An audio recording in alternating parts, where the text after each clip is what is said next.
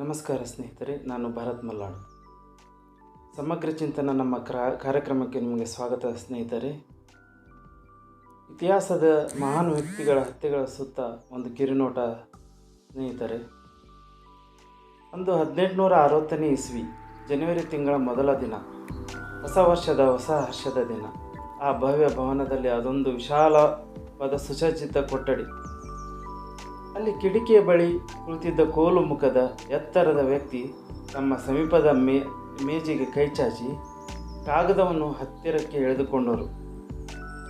ಇನ್ನೊಂದು ಕೈಯಿಂದ ತಾವು ಮಾಡಲ್ಪಟ್ಟಿದ್ದ ಮಹತ್ವದ ಸಹಿಗೆ ಸೂಕ್ತವೆನಿಸಿದ ಚಿನ್ನದ ಪೆನ್ನನ್ನು ತೆಗೆದುಕೊಂಡರು. ಅವರ ಸುತ್ತಲೂ ನೆರೆದಿದ್ದ ಸಿಬ್ಬಂದಿ ವರ್ಗ ಕ್ಷಣಕಾಲ ಸ್ತಬ್ಧವಾಯಿತು. ಇದೇ ರಾಷ್ಟ್ರಾಧ್ಯಕ್ಷರು ಪ್ರತಿದಿನ ಅದೇ ಜಾಗದಲ್ಲಿ ಕುಳಿತು ಯುದ್ಧ ಭೂಮಿಯಲ್ಲಿದ್ದ ಸೈನಿಕರಿಗೆ ಕಳಿಸುತ್ತಿದ್ದ ಸಂದೇಶಗಳಿಗೆ, ನೀಡುತ್ತಿದ್ದ ಆದೇಶಗಳಿಗೆ, ಓಡಿಹೋದ ಯೋಧರ ಕ್ಷಮಾಪತ್ರಗಳಿಗೆ ಸಹಿ ಹಾಕುತ್ತಿದ್ದರು.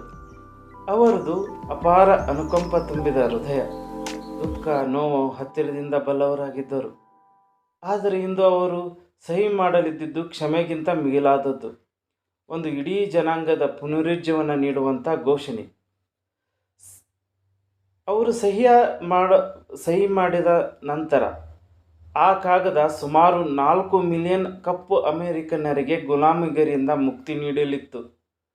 ಅನೇಕ ತಲೆಮಾರುಗಳ ನಂತರ ಮೊದಲ ಬಾರಿಗೆ ಅವರಿಗೆ ಸ್ವತಂತ್ರ ಮಾನವರಂತೆ ಬದುಕಲು ಅವಕಾಶ ಲಭಿಸುತ್ತಿತ್ತು. ರಾಷ್ಟ್ರಾಧ್ಯಕ್ಷರು ತಮಗೆ ತಾವೇ ಎಂಬಂತೆ ಹೇಳಿಕೊಂಡರು, ನನ್ನ ಈ ಬರವಣಿಗೆ ಓರೆಕೋರೆಯಾಗದಿದ್ದರೆ ಸಾಕು. ನಾನು ಈ ಕಾಗದ ಮೇಲೆ ಸಹಿ ಮಾಡುವಾಗ ಹಿಂಜರಿದಿದ್ದೆ ಎಂದು ಮುಂದೆ ಯಾರೂ ಟೀಕೆ ಮಾಡುವುದು ನನಗೆ ಇಷ್ಟವಿಲ್ಲ. ಏಕೆಂದರೆ ನಾನು ಮಾಡುತ್ತಿರುವುದು ಸರಿ ಎಂಬ ಭಾವನೆ ಇಷ್ಟೊಂದು ಖಚಿತವಾಗಿ ಎಂದು ನನಗೆ ನನ್ನ ಜೀವನದಲ್ಲಿ ಮೂಡಿರಲಿಲ್ಲ. ಅವರು ಸಹಿ ಮಾಡಲಿದ್ದ ಆ ಕಾಗದಲ್ಲಿದ್ದ ಅತ್ಯಂತ ಮಹತ್ವದ ಸಾಲುಗಳಿವು. ನಾನು ಮೇಲೆ ಹೇಳಿದ ನಿಯುಕ್ತ ರಾಜ್ಯಗಳಲ್ಲಿ ಮತ್ತು ಇತರ ರಾಜ್ಯಗಳಲ್ಲಿ ಗುಲಾಮವಾಗಿರುವ ಎಲ್ಲರೂ ಇಂದಿನಿಂದ ಸ್ವತಂತ್ರರೆಂದು ಆದೇಶಿಸಿ ಘೋಷಿಸಿದ್ದೇನೆ. ಈ 15 ಪದಗಳಿಗೆ ಸ್ವಾತಂತ್ರ್ಯಕ್ಕೂ ಮಿಗಿಲಾದದ್ದು ತಂದುಕೊಡುವ ಒಂದು ಭಯಂಕರ ಅಂತರ್ಯುದ್ಧವನ್ನು ಅಂತ್ಯಗೊಳಿಸುವ ಶಕ್ತಿ ಇತ್ತು. ಹೀಗಾಗಿ ಜನ ಆ ಮಹತ್ವದ ಸಾಲುಗಳನ್ನು ಎಷ್ಟು ಶ್ರದ್ಧೆಯಿಂದ ಓದುತ್ತಾರೋ ಅಷ್ಟೇ ಆಸಕ್ತಿಯಿಂದ ಅವುಗಳ ಕಡೆಯಲ್ಲಿ ಇರುವ ಹಸ್ತಾಕ್ಷರವನ್ನು ನೋಡುತ್ತಾರೆ. ಆ ರಾಷ್ಟ್ರಾಧ್ಯಕ್ಷರು ಬೇರೆ ಯಾರಲ್ಲ, ಅಮೆರಿಕದ 16ನೇ ರಾಷ್ಟ್ರಾಧ್ಯಕ್ಷರಾದ ಮಹಾನ್ ವ್ಯಕ್ತಿಯೇ ಅಬ್ರಹಾಂ ಲಿಂಕನ್ನರ ಸಹಿಯಾಗಿತ್ತು. ಅಬ್ರಹಾಂ ಲಿಂಕನ್ ಅಮೆರಿಕ ಸಂಯುಕ್ತ ಸಂಸ್ಥಾನ ಕಂಡ ಶ್ರೇಷ್ಠ ರಾಷ್ಟ್ರಾಧ್ಯಕ್ಷರಲ್ಲಿ ಒಬ್ಬರು. ಅವರು ಸಂಯುಕ್ತ ಸಂಸ್ಥಾನದ ಏಕತೆಯನ್ನು ಕಾಪಾಡಲು ಶ್ರಮಿಸಿದ, ಗುಲಾಮಗಿರಿಯನ್ನು ಶಾಶ್ವತವಾಗಿ ತೊಡೆದು ಹಾಕಿದ ಮಾನವೀಯ ಅಧ್ಯಕ್ಷರು ಎಂದು ಪ್ರಪಂಚದ ಇತಿಹಾಸದಲ್ಲಿ ಶಾಶ್ವತವಾಗಿ ನೆಲೆಸಿದ್ದಾರೆ. ಗುಲಾಮರನ್ನು ಸ್ವತಂತ್ರಗೊಳಿಸಿದ ರಾಷ್ಟ್ರಾಧ್ಯಕ್ಷರು ಹುಟ್ಟಿದ್ದು ಕಡುಬಡತನದಲ್ಲಿ. ಕೆಂಟಕಿ ರಾಜ್ಯದ ನ್ಯೂಲನ್ ಕಾರಿಯ ಬಳಿ ಒಂದು ಮರದ ಜೋಪಡಿಯಲ್ಲಿ 1809 ಫೆಬ್ರವರಿ 12ರಂದು ಲಿಂಕನ್ನರ ಜನನವಾಯಿತು. ಅದೊಂದೇ ಒಂದು ಬಾಗಿಲು, ಕಿಟಕಿ, ಮಣ್ಣಿನ ನೆಲ, ಚಮಣಿ ಇದ್ದ ಚಿಕ್ಕ ಜೋಪಡಿಯಲ್ಲಿ ಲಿಂಕನ್ನರ ಜನನ. ತಂದೆ ಥಾಮಸ್ ಲಿಂಕನ್, ತಾಯಿ ನ್ಯಾನ್ಸಿ ಲಿಂಕನ್, 2 ವರ್ಷದ ಸಹೋದರಿ ಸಾರಾ ಲಿಂಕನ್. ಇಷ್ಟು ಅಬ್ರಹಾಂ ಲಿಂಕನ್ನರ ಕುಟುಂಬವಾಗಿತ್ತು. ತಂದೆ ಥಾಮಸ್ ಲಿಂಕನ್ ಸಂತೋಷ ಪ್ರವೃತ್ತಿಯ ಸ್ನೇಹಜೀವಿ. ಕೆಂಟಕಿಯ ಮಣ್ಣಿನಲ್ಲಿ ಅನಿಶ್ಚಿತ ಬದುಕನ್ನು ದೂಡುತ್ತಿದ್ದ. ವೃತ್ತಿಯಲ್ಲಿ ಬಡಿಗನಾಗಿದ್ದರೂ ಬೇಟೆಯ ಹುಚ್ಚು ವಿಪರೀತ. ಹೀಗಾಗಿ ಹೊಲದ ಕೆಲಸ ಸರಿಯಾಗಿ ಸಾಗುತ್ತಿರಲಿಲ್ಲ. 7 ವರ್ಷದ ಲಿಂಕನ್ ಅತಿ ಎತ್ತರ, ವಯಸ್ಸಿಗೆ ಮೀರಿದ ಬೆಳವಣಿಗೆ. ಹೀಗಾಗಿ ಜೊತೆಯವರೆಲ್ಲರೂ ಹಾಸ್ಯ ಮಾಡುತ್ತಿದ್ದರು. ಈಗ ಅವರು ಮರ ಕಡಿದು ಸೌದೆ ತರುತ್ತಿದ್ದ, ಮಿಲ್ಲಿಗೆ ಭತ್ತ ಕೊಂಡೊಯ್ಯುತ್ತಿದ್ದ. ತಂದೆಗೆ ಬೇಟೆ ಹುಚ್ಚು, ಆದರೆ ಮಗನಿಗೆ ಪ್ರಾಣಿಗಳೆಂದರೆ ತುಂಬ ಪ್ರೀತಿ ಮತ್ತು ಕರುಣೆ. ಆ ಊರಿನಲ್ಲಿ ಶಾಲೆ ಒಂದು ಪ್ರಾರಂಭವಾದಾಗ ಅಬ್ರಹಾಂ ಲಿಂಕನ್ ಮತ್ತು ಅವನ ಸಹೋದರಿ ಸಾರಾ ಕೆಲ ದಿನಗಳು ಹೋಗುತ್ತಿದ್ದರು. ಅಲ್ಲಿ ಮೊದಲ ಬಾರಿಗೆ ಅಬ್ರಹಾಂಗೆ ಇಸೋಬನ ನೀತಿಕತೆಗಳ ಪರಿಚಯ ಆಯಿತು. 1818ರಲ್ಲಿ ಅಬ್ರಹಾಂಗೆ 9 ವರ್ಷವಿದ್ದಾಗ ಅವನ ಕುಟುಂಬಕ್ಕೆ ಒಂದು ದೊಡ್ಡ ವಿಪತ್ತೊಂದು ಬಂದೊರಗಿತು. ನ್ಯಾನ್ಸಿ ಲಿಂಕನ್ ಮೃತಳಾದಳು. ನ್ಯಾನ್ಸಿ ಇಲ್ಲದ ಮರದ ಜೋಪಡಿ ಜೀವನ ಅಸ್ತವ್ಯಸ್ತವಾಯಿತು. 1 ವರ್ಷದ ನಂತರ ಥಾಮಸ್ ವಿಧವೆಯೊಬ್ಬಳನ್ನು ವಿವಾಹ ಮಾಡಿಕೊಂಡು ಮನೆಗೆ ಕರೆತಂದ. ಅವಳೇ ಸಾರಾ ಬುಷ್ ಜಾನ್ಸ್ಟನ್. ಎಲ್ಲರಿಗೂ ಸಾಲಿ ಎಂದೇ ಪರಿಚಿತಳು. ಅಬ್ರಹಾಂ ಲಿಂಕನ್ನ ಮಲತಾಯಿ. Sally Lincoln ಪ್ರೇಮಮಯಿ, ಸ್ನೇಹಜೀವಿ. ಅಬ್ರಹಾಂಗೆ ಅವಳು ಸ್ವಂತ ತಾಯಿಗಿಂತಲೂ ಹೆಚ್ಚಾಗಿದ್ದಳು. ಹೆಚ್ಚಿನ ಸಮಯ ಚಿಂತಾಗರ್ತ ಮುಖಭಾವ ಹೊತ್ತು ಮೌನವಾಗಿರುತ್ತಿದ್ದ ಅಬ್ರಹಾಂ ಲಿಂಕನನ್ನು ಅವನಿಗೆ ವಿದ್ಯಾಭ್ಯಾಸ ಕೊಡಿಸಲು ಪ್ರಯತ್ನಿಸಿದಳು.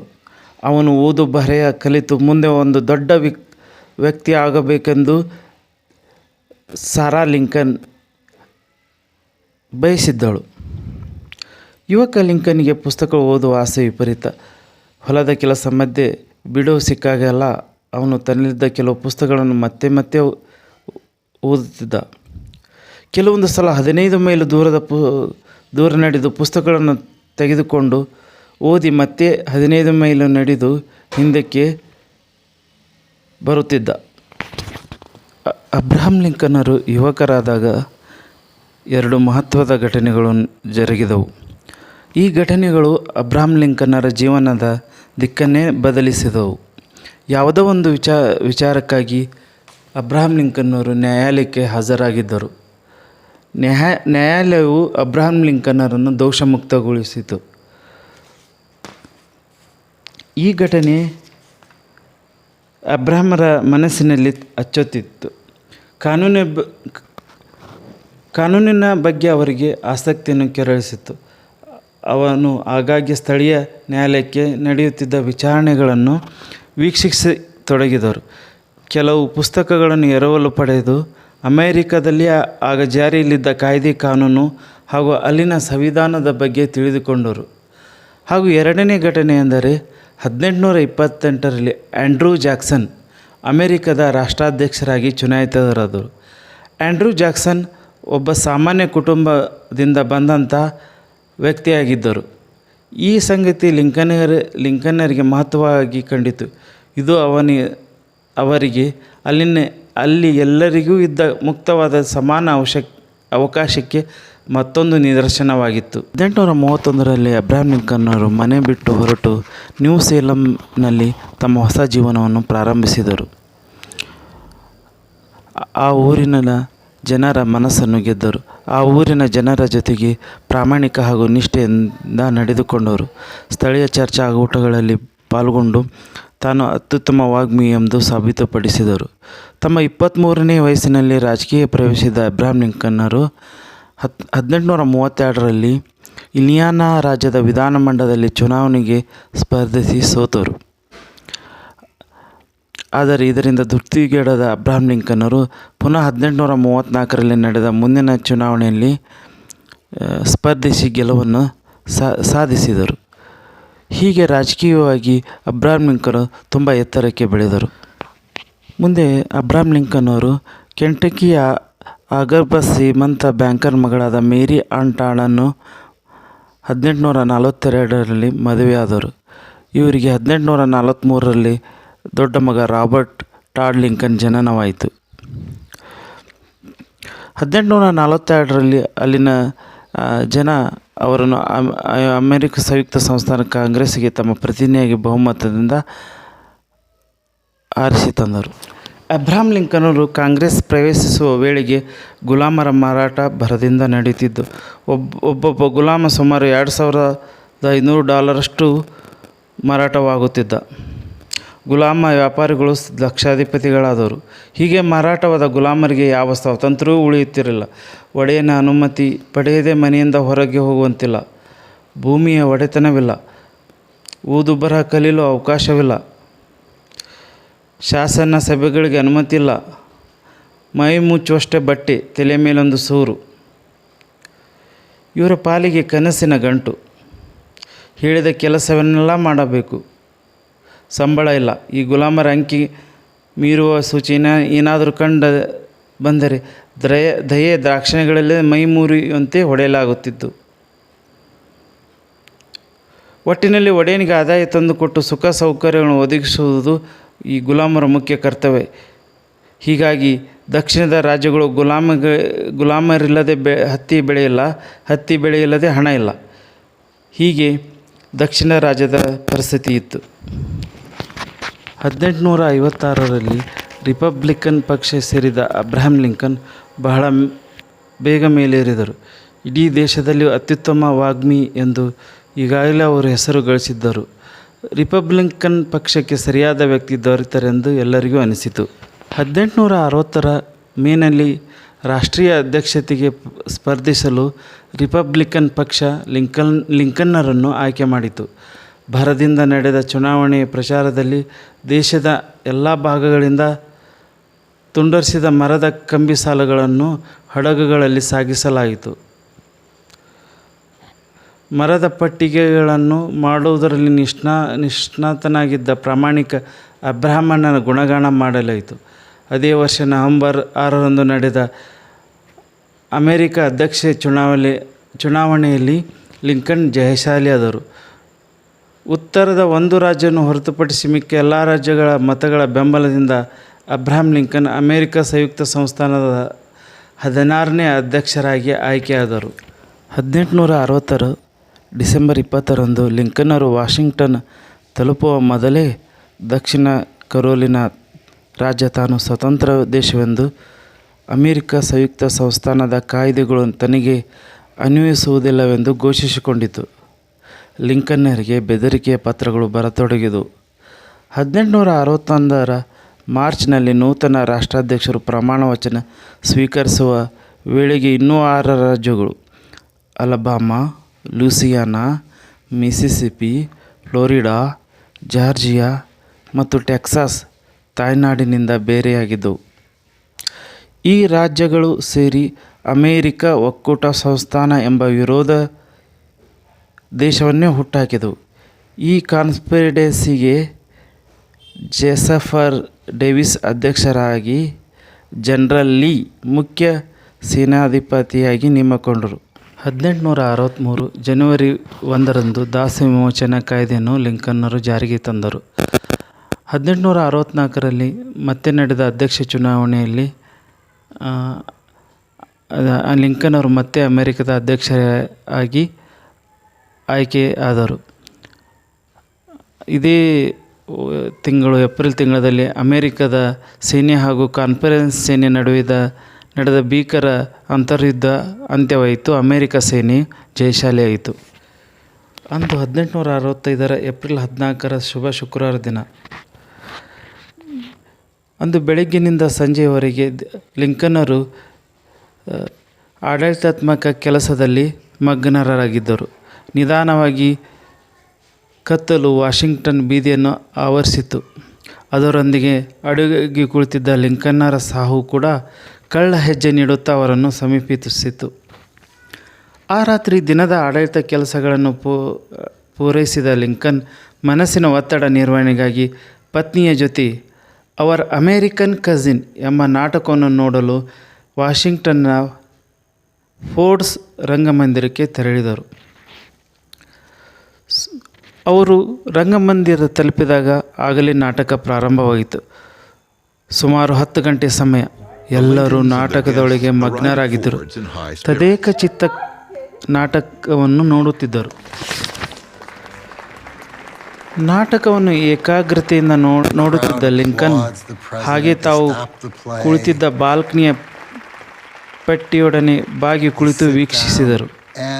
ನಾಟಕ ಗಮನ ಸೆಳೆಯುವ ಘಟ್ಟದಲ್ಲಿದ್ದರಿಂದ ಲಿಂಕನ್ನರು ಸಂಪೂರ್ಣ ಅದರೊಳಗೆ ತಲ್ಲೀನರಾಗಿದ್ದರು. ಆಗ ಕೇಳಿ ಬಂದಿತು ಢಮಾರ್ ಎಂಬ ಗುಂಡಿನ ಸದ್ದು. ಯಾರ ಗಮನಕ್ಕೂ ಬಾರದಂತೆ ಕಳ್ಳ ಹೆಜ್ಜೆ ನೀಡುತ್ತಾ ಲಿಂಕನ್ನರು ಕುಳಿತಿದ್ದ ಬಾಲ್ಕನಿಯ ಬಾಗಿಲ ಕಡೆಗೆ ಬಂದ ಒಬ್ಬ ಹಂತಕ ಅವರ ರಕ್ಷಕನಾಗಿ ಬಂದಿದ್ದ ಯುವ ಸೇನಾಧಿಪತಿಗೆ ಚಾಕುವಿನಿಂದ ಇರಿದು ಲಿಂಕನ್ನರ ಹಿಂದೆ ಬಂದು ಪಿಸ್ತೂಲಿನಿಂದ ಗುಂಡು ಹಾರಿಸಿದ್ದ.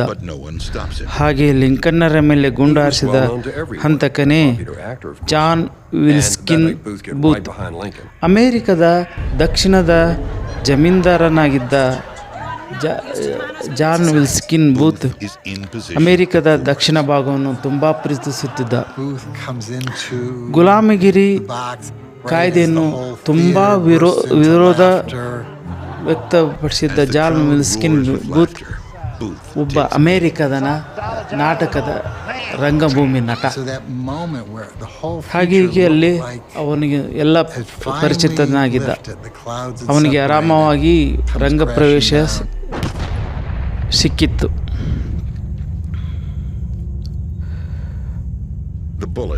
ದೊಡ್ಡ ಅಗತ್ಯಕ್ಕೆ ಒಳಗಾಗಿದ್ದ ಪ್ರೇಕ್ಷಕರಿಗೆ ಏನಾಯಿತೆಂದು ಅವರಿಗೆ ಬರುವ ಮೊದಲೇ ಜಾನ್ ಬಾಲ್ಕನಿಯಿಂದ ಮುಂದಿನ ಪೆಟ್ಟಿಗೆಯಿಂದ ಹಾರಿ ಬಿದ್ದಿದ್ದ. ಹಾಗೆ ಬಿದ್ದವನ ಕಾಲಿಗೆ ಪೆಟ್ಟಾಗಿ ಮೂಳೆ ಮುರಿತವಾದು ನಿಲ್ಲದೆ ದಕ್ಷಿಣ ದ್ರೋಹಿಗಳನ್ನೆಲ್ಲ ಹೀಗೆ ಸಾಯಿಸುತ್ತೇನೆ ಎಂದು ಕೆಟ್ಟದಾಗಿ ಕಿರ್ಚುತ್ತಾ ಕ್ರೂರ ನೋಟವನ್ನು ಎಲ್ಲೆಡೆ ತೂರಿ ಹೊರಗೆ ಓಡಿದ. ರಂಗಮಂದಿರದ ಮುಂದೆ ಅವನಿಗೆ ಕಾಯ್ತಿದ್ದ ಕುದುರೆ ನೀರಿ ಶರವೇಗದಲ್ಲಿ ಮಾಯವಾಗಿ ಹೋದ.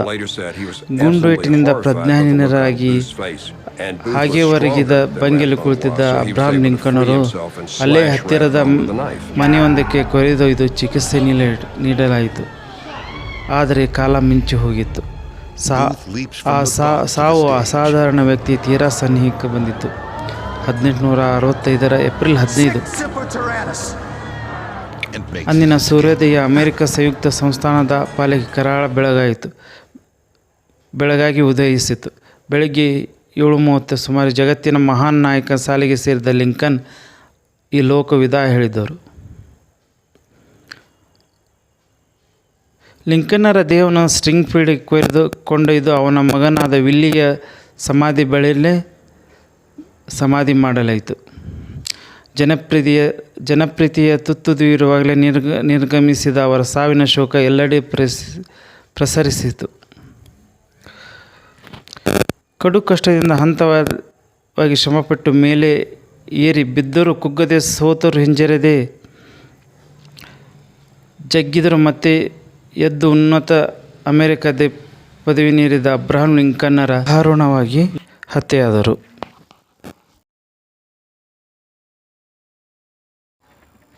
ಇವತ್ತಿನ ಸಂಚಿಕೆ ನಿಮಗೆ ಇಷ್ಟವಾಗಿತ್ತೆಂದು ಭಾವಿಸುತ್ತೇನೆ ಸ್ನೇಹಿತರೆ. ಮುಂದಿನ ಸಂಚಿಕೆಯಲ್ಲಿ ಮತ್ತೊಬ್ಬ ಮಹಾನ್ ನಾಯಕನ ಹತ್ಯೆಯ ಕುರಿತು ತಿಳಿದುಕೊಳ್ಳೋಣ. ನಮಸ್ಕಾರ ಸ್ನೇಹಿತರೆ.